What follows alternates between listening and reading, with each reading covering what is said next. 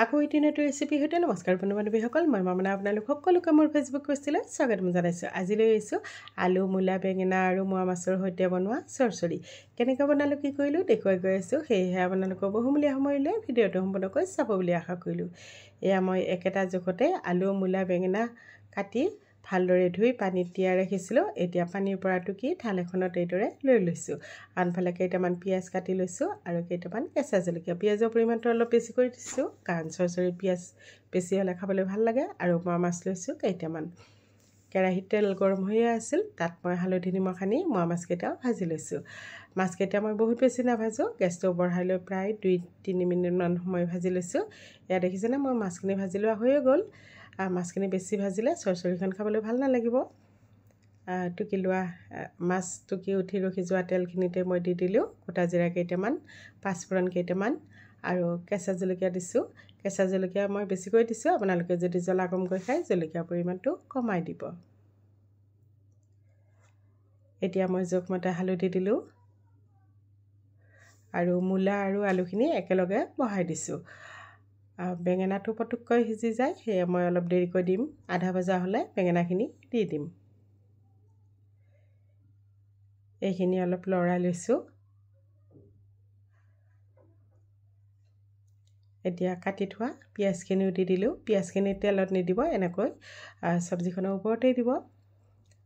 আৰু জোখমতে দিলোঁ নিমখ। এতিয়া ভালদৰে লৰাই লৈছোঁ আৰু ঢাকনি লগাই কম জুইত সিজিবৰ কাৰণে ৰাখি থৈ দিলোঁ। এয়া দেখিছেনে মই আধা সিজা হৈয়ে গ'ল। এতিয়া বেঙেনাখিনি দি দিলোঁ। বেঙেনাখিনি দিও ভালদৰে লৰাই লৈছোঁ।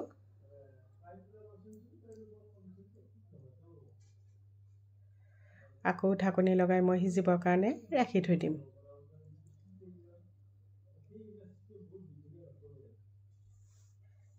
এয়া দেখিছেনে মোৰ এইখিনি সিজিয়ে গৈছে প্ৰায়।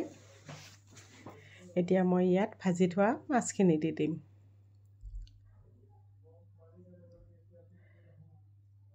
মাছখিনি দি অলপ লৰাই লৈছোঁ। এনেকৈ বাৰু আপোনালোকে চৰচৰি বনাই খাইছেনে? যদি খোৱা নাই এবাৰ বনাই খাই চাবচোন, খুবেই টেষ্টি লাগে খাবলৈ। এতিয়া তাতে মই দিছোঁ সৰিয়হ, পিচি লোৱা সৰিয়হ দিছোঁ। শুকান সৰিয়হটোৱে পিচি লৈছিলোঁ, সেয়া গুড়ি দিছোঁ। জিৰা গুড়ি অলপ দিছোঁ, অকণমান দিছোঁ ধনিয়া গুড়ি। এতিয়া ভালদৰে লৰাই লৈছোঁ। প্ৰায় হৈয়ে গৈছে মোৰ। এতিয়া অকণমান পানী দি জুইটো বঢ়াই মিহলি কৰি দিম।